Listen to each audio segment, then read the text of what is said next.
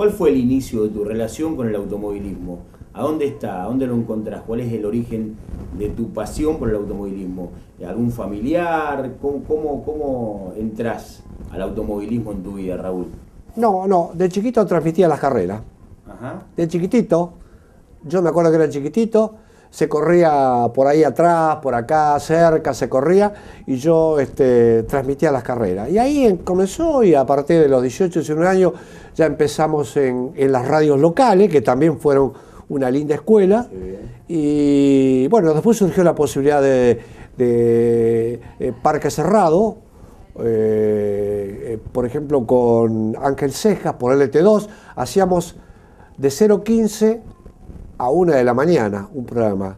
Y yo, desde Totoras, cuando fuimos a transmitir Fórmula 1 a Río de Janeiro, fuimos a San Pablo y después fuimos a Río de Janeiro, yo hice un tour de Totoras llevando a 27 personas. Fuimos en avión, volvimos en avión, tuvimos una semana en Río de Janeiro transmitiendo y después fuimos a San Pablo. Y todas las noches transmitíamos, y la gente acá de Totora y la gente que había viajado, los chicos de Totora que habían viajado, sus familiares escuchaban porque le damos informaciones justamente de un restaurante donde estaba el alambre carril o el cable carril o el furicular al pan de azúcar. Ahí hacíamos la fiesta con un pianista brasileño que nos tocaba tango, y nosotros salíamos por radio y de paso informaba, bueno, tal persona está bien, no había... Entonces los familiares escuchaban. Y también fueron a Sudáfrica. ¿A Sudáfrica fueron también con Reutemann? Sí, Parque Cerrado, ¿eh? Sí, por supuesto. Y por ejemplo, con Parque Cerrado hicimos muchas transmisiones internacionales, y bueno, en algún momento Reutemann se transformaba en periodista, es decir, esperando que le prepararan, por ejemplo en Inglaterra, en Silverstone, Ángel Cejas requería siempre el comentario de Carlos Alberto Reutemann, algo que se repitió mucho después en el Autódromo de Rosario, cuando estábamos transmitiendo TC2000 con Volpi, el papá de los chicos, y a la Torre Central donde transmitíamos llegó Reutemann, era gobernador de la provincia de Santa Fe. Y entonces le digo, Carlos, no se anima a ocupar mi lugar para hacer comentarios, y así que estuvo durante toda la carrera haciendo comentarios, Volpi transmitía, y obviamente que yo tenía la intervención también. Fueron las cosas que te van quedando de este periplo periodístico y en la parte, digamos, gobierno de la Federación 4. De los pilotos que participaron de la Fórmula 1, por supuesto sacándolo a Fangio, quíntuple campeón, de los intentos que hubo de argentinos en Fórmula 1, desde Reutemann para acá, ¿Reutemann era bueno de verdad o tenía buen apoyo y buenos autos? Y no tuvieron buenos autos ni Larrauri, ni Fontana, ni Tuero. Reutemann era muy respetado. Era muy respetado. Yo recuerdo que estábamos en Brasil, un hecho que me llamó poderosamente la atención, y salió así, estábamos ahí charlando, él estaba muy concentrado porque le estaban terminando el auto, salió, miró para arriba, como hacía en el campo él, en Manucho, ahí cerca de Santa Fe, dijo, no va a llover, no me coloquen las gomas ancorizadas. Fórmula 1, Gran Premio de Brasil, con los mejores pilotos del mundo. Miró, bueno, esa capacidad que tenía de anticiparse a los acontecimientos, la tenía Fangio. Es decir, Reutemann, sin querer, había heredado condiciones que tenía Fangio de campesino. Por ejemplo, Fangio, en Nürburgring o en Le Mans, en una recta donde se llegaba a 300 y pico kilómetros, él miraba a un costado. Si se movía un árbol, había viento, había que tener cuidado porque el auto se desplazaba y se pegaba contra el paredón. Bueno, Reutemann tenía esas condiciones, por eso realmente tuvo tanto éxito y estuvo a un paso de ser campeón. Digamos, pudo haber sido campeón. Sí, digamos, yo creo que hubo una especie de sabotaje dentro del equipo. Bueno, para que no saliera campeón. Pero después hubo experiencias en las últimas 2 décadas. Fontana, Tuero, Larrauri. Había cambiado la Fórmula 1. Ajá. Digamos, ya el piloto era importante, pero como decía Ferrari, era la pieza más fácil para reponer. Es decir, ya los equipos no le interesaban tanto al piloto. Es decir, hoy muere un piloto, se sigue corriendo y hay una fila de pilotos que están esperando para ocupar el puesto. Por eso, irónicamente, y tal vez con violento, Enzo Ferrari decía, el piloto era la pieza más fácil de reponer en Fórmula 1. Porque había ya un montón de interesados en ocupar ese lugar. Y no les importaba lo que ha pasado en la Fórmula 1. Digamos, muere un piloto y bueno, se lo recuerda, lo recordamos a Ayrton Senna y los demás nos olvidamos. Fangio, aparte de ser piloto, era un tipo que conocía mucho los autos y conocía cómo elegir el auto que iba a ser campeón la próxima temporada. La prueba está que tuvo 5 títulos mundiales. Pero digamos, Fangio le tenía miedo al destino, le tenía mucho miedo. Siempre pensaba en que podía tener un accidente.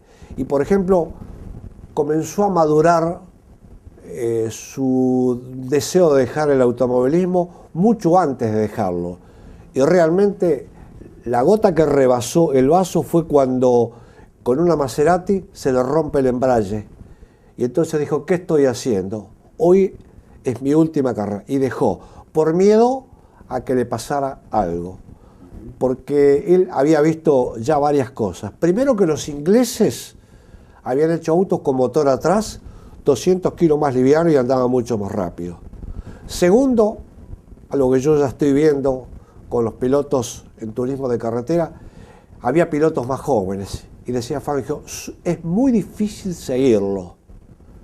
Tercero, porque realmente los italianos se habían atrasado en tecnología. Todavía tenían la Ferrari, la Salfetta, con motor adelante.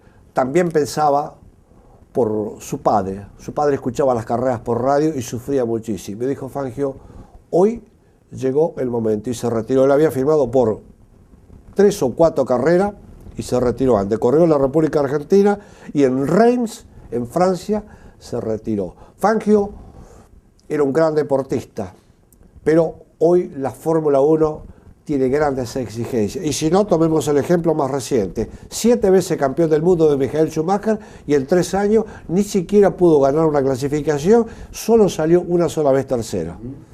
¿Por qué? Porque en automovilismo, como en el boxeo, no se vuelve. Te fuiste y no vuelves más. ¿Por qué? Porque evoluciona tecnológicamente el auto y evoluciona la preparación física del piloto.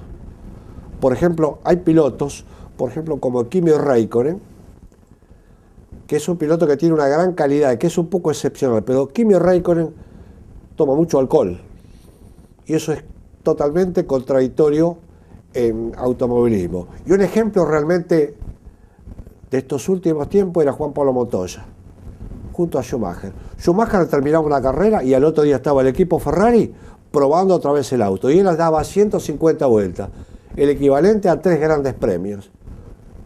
Juan Pablo Montoya se iba de fiesta. Schumacher tuvo 7 títulos del mundo y a Montoya lo echaron de la Fórmula 1.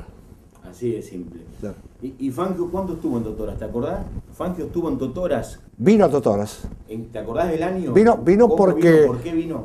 Vino a Totoras, vino al salón de la Unión Fútbol Club porque se hacía una fiesta para apoyar a Larrauri a nivel internacional. Entonces estuvo Juan Manuel Fangio. Yo recuerdo que charlé con él y que yo le tomé el nombre de él ahí y él me dijo, lo felicito, escribano. Me dijo. Sí, una broma que me hizo él. Era, digamos, muy circunspecto, muy educado y era realmente, me impresionó la imagen de Fangio. Era el Fangio que yo conocía por las revistas y realmente con una voz muy sencilla, muy campechano y digamos, y y de afecto, ¿no? Me abrazó. Mirá vos, así que vino a apoyar la proyección de la Rauri. Claro, exacto. Totoras, mirá qué importante que era Totoras. Claro, vino a Totoras y justamente para apoyar a la Rauri. Y allá, él, por ejemplo, le abrió puertas porque era una personalidad. Claro. Vos fijate que Fangio, corriendo con Mercedes-Benz, cuando iba a Alemania, a Stuttgart, donde está la fábrica Mercedes, la fábrica paraba un minuto en homenaje a Fangio. La fábrica Mercedes-Benz. Nunca en el historial de Mercedes-Benz una fábrica se detuvo por completo en homenaje a una persona. Fangio, por todo lo que le dio a Mercedes-Benz, tenía ese reconocimiento de los alemanes. Bueno, Raúl, muchas gracias y me gustaría que le dejes un mensaje a los que hoy, cada uno de su lugar, en menores dimensiones, con karting, con moto, siguen estando dentro del automovilismo. Y a los que son dirigentes, ¿qué es lo que habría que hacer para despacito, sin llegar a aquellos tiempos, posicionar nuevamente a Totoras, que si tuvo historia, podría tener futuro también? Yo creo que la historia no se repite. Totoras ya pasó, pasaron sus dirigentes, ahora vienen otros dirigentes, mal o bien, vienen otros dirigentes, viene otro automovilismo. Yo creo que la Federación 4 fue un recuerdo para Santa Fe, un recuerdo y una proyección para Totoras, pero yo creo que no se vuelve más. La historia me parece que el automovilismo no se repite. ¿Por qué? Porque hay una renovación constante que siempre es mejor y que cabe más en los tiempos que estamos viviendo. Tratar de reflotar peñas, lo que pasaba 30 años atrás, yo creo que hoy es totalmente imposible. Hoy está el automovilismo profesionalizado, tanto piloto como la parte producción de auto, preparación de auto y también los grandes espectáculos.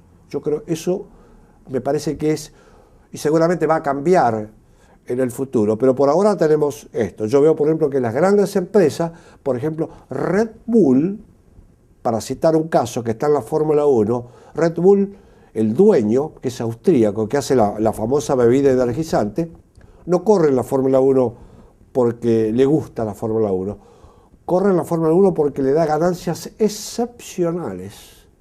¿Por qué?